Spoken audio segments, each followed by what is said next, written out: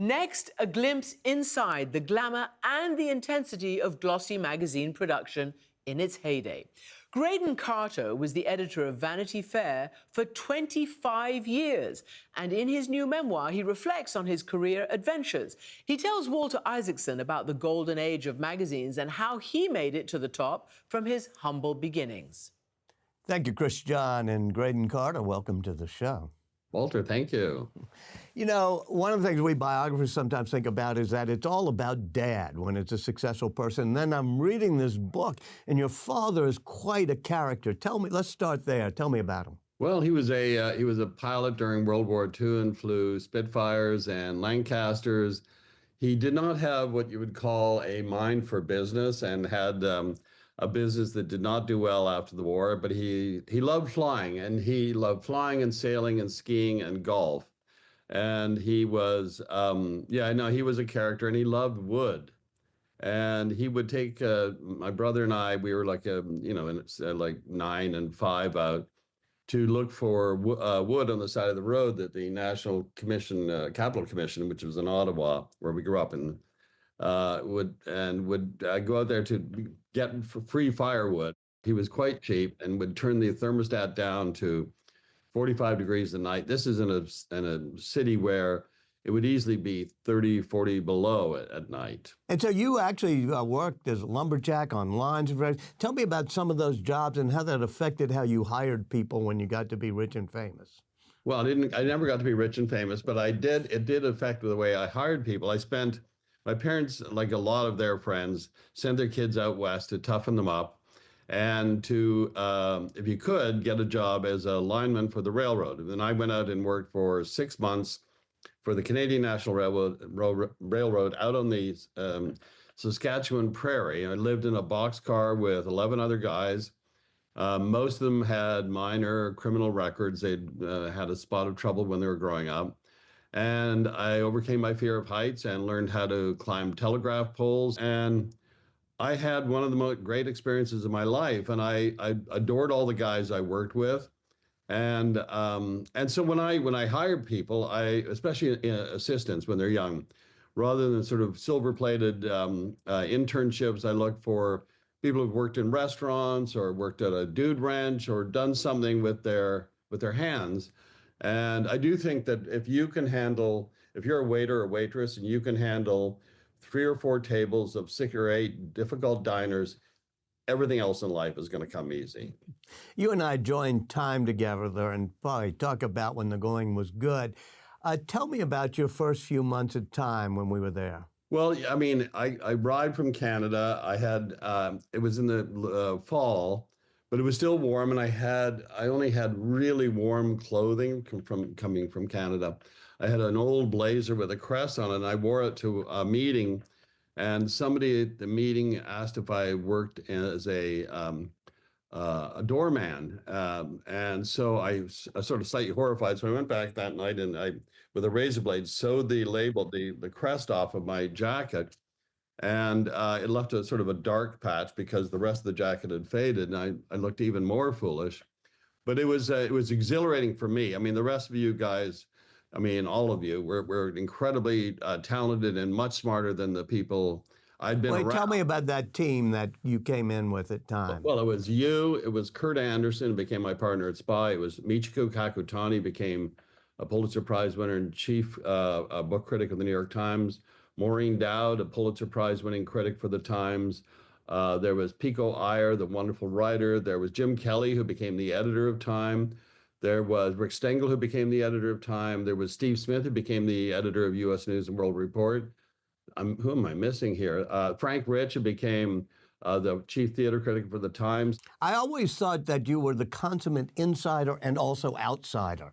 You could play both roles. Did you feel that way at Time? No, I felt like an outsider, but I was dying to get into the melting pot and just melt. I tried to get rid of my Canadianisms. I tried to dress like an American. And I just wanted to sort of fit in with all you. One of the subtitles for this book could have been Expense Accounts I Have Known. Tell me about your expense account at Time.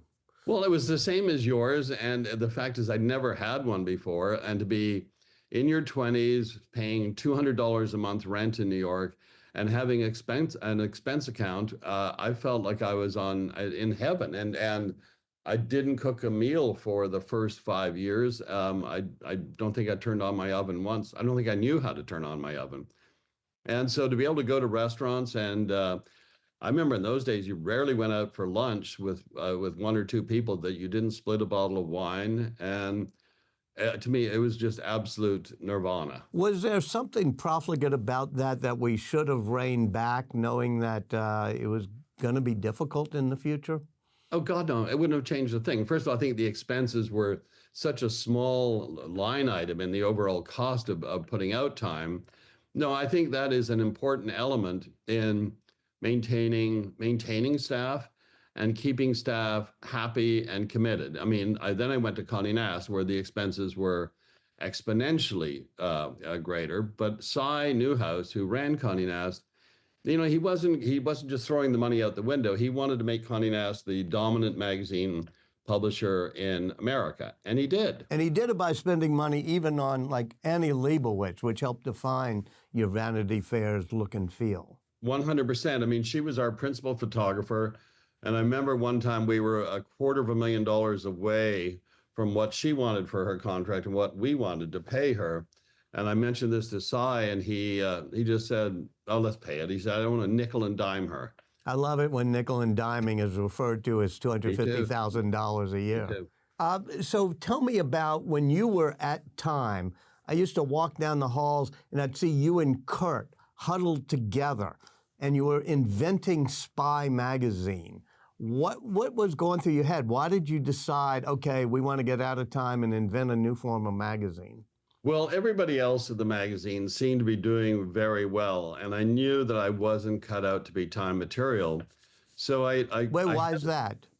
I just wasn't. I wasn't Ivy League. I wasn't as buttoned down. I wasn't as good a writer, and so I could sort of read the writing on the wall, and I thought I had this idea for a magazine, and then I approached Jim Kelly first, but I think he knew he was going to be the editor at one point.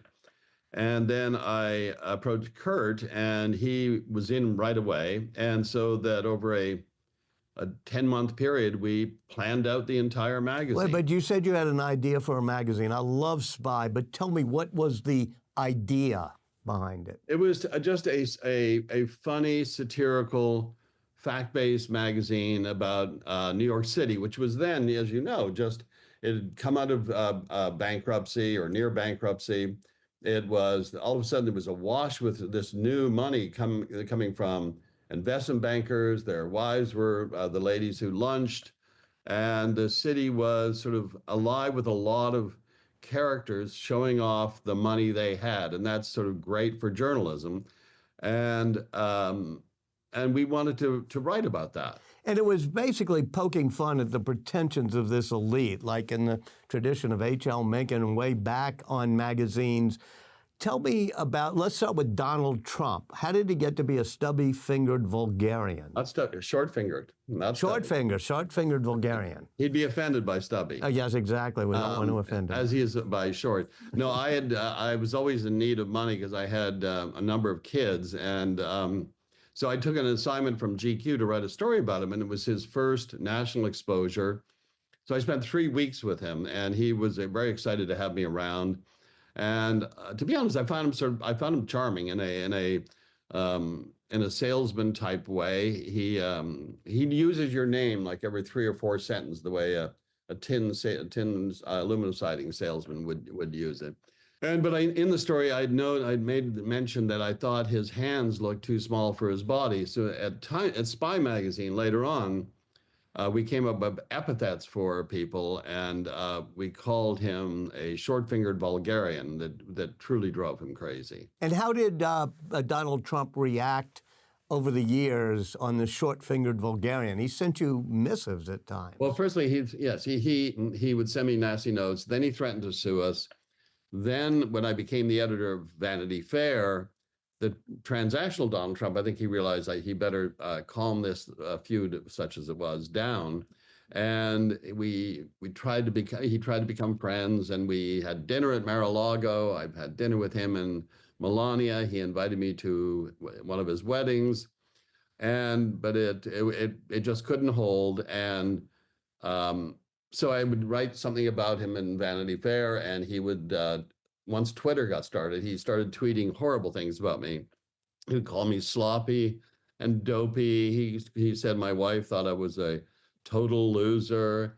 He said the Vanity Fair was losing steam. The Oscar party wasn't hot. The food at our restaurant, the Waverly Inn, was terrible.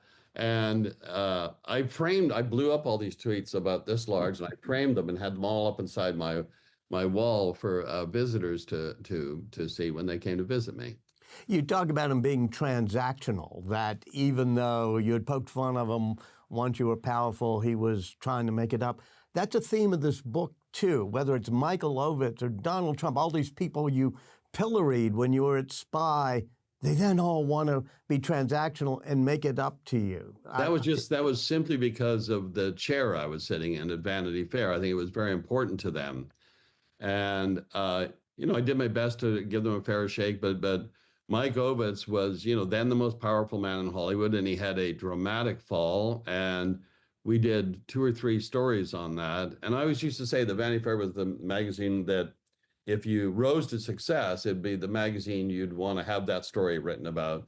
And if you fell from those heights, it's the least favorite magazine you'd want to have written about. How did the Vanity Fair job come along? I had... there was an intermediate period between Spy and Vanity Fair, and I edited this newspaper called the New York Observer, and it was a very sleepy Upper East Side newspaper. It was a broadsheet on salmon-colored paper. It was very well designed, but I took the job, and I thought I could make it a thing at a certain point, like readable, and then at some point a must-read. And about 7 months in, I started sending complimentary copies to friends of mine that I'd met over the years, and to a lot of them, there were editors in Europe. And Cy takes an annual tour of all his properties in Europe. This is Cy Newhouse, who runs Condé Nast. Who owned Condé Nast and Vanity Fair and the New Yorker. And he stopped off in London and Paris and Milan, and he saw copies of the New York Observer in everybody's in basket, and returned to America under the misguided impression that this was an international hit. So he called me in and he asked if I would be interested in 2 magazines. And I thought he was going to say something like GQ or Details, neither of which I could improve on. And he offered me either the New Yorker or Vanity Fair. And we had spent 5 years making fun of the writing style, the editor, the contributors at Vanity Fair. And so we settled on the New Yorker, and I spent the next 2 weeks working out a plan. I only told Jim Kelly, my agent Andrew Wiley, and my family about this. And the day that it was supposed to be announced, Anna Wintour called me and said it's going to be the other magazine. And I thought, oh God, I don't have a plan for that. But I said I'll take the job because we desperately needed the extra money. And the first 2 years were rocky because the people at the magazine, I don't think they fully trusted me because of Spy, but I thought if I just be myself and treat them fairly and compassionately, it'll work out. And I went 2 years without firing anybody. And in 1 week, I let 3 people go, which was more people than I'd let go and fired in my entire life. And then things sort of changed. People started coming around to the way I wanted the magazine to be, and we tried to change the house style of writing, and I wanted people to work together in a collegial, friendly, respectful manner. And for the next 23 years, it pretty much was that. And you had some of the best writers in the business, and you just kind of recruited big names and gave them long form. Tell me about some of them. Well, I went after writers. I wanted clever writers like Christopher Hitchens and James Wolcott to be columnists. But I also wanted writers who could write big narrative stories that had a beginning, middle, and end, and they could run between 8,000 words and 20,000 words, but they had to be able to tell a story. So I had people like, Michael Hare and David Halberstam and Sebastian Junger And Michael Lewis and Michael Brian Burrows. Lewis and Maureen Orth and Marie Brenner. It was and eventually we had about 50 writers on contract. Why is that desire for brilliant long-form narrative fallen out? It hasn't. It's just so expensive because I should have thrown Brian Burrow in there as well. It's just so expensive because a writer has to spend, 3 months, sometimes half a year on a story, and they've got to make a living, and we could afford to pay them during that period. Like when Dominic Dunn, he spent almost a year in Los Angeles covering the O.J. Simpson trial, and it was a big thing for Vanity Fair. He was a huge star, and that probably cost us $1 million a year or more for those stories. Your relationship with Anna Wintour is carefully woven through the book. Tell me about her. Okay, first of all, we were very good friends. I wrote for her for a number of years. She introduced me to Cy. She brought me into Condé Nast. She was a great and sort of cozy colleague, and we had a very good relationship. She got I think she started living up to a nuclear winter reputation. I didn't find that to be the case until much later in our relationship, but then eventually she became a little unpredictable when I met her, and I've said this in my book, but I was never sure when I saw her whether she'd treat me like one of her best friends or the parking lot attendant. And so when she became the editor-in-chief of Condé Nast, she made an attempt to try to take over half my staff and put them under her. And that sort of put a chill on the relationship, and it put a chill on my time at Condé Nast. I was coming up to my 25th year at Vanity Fair, and I thought it's time to do something different. Graydon Carter, thank you so much for joining us. Walter, thank you.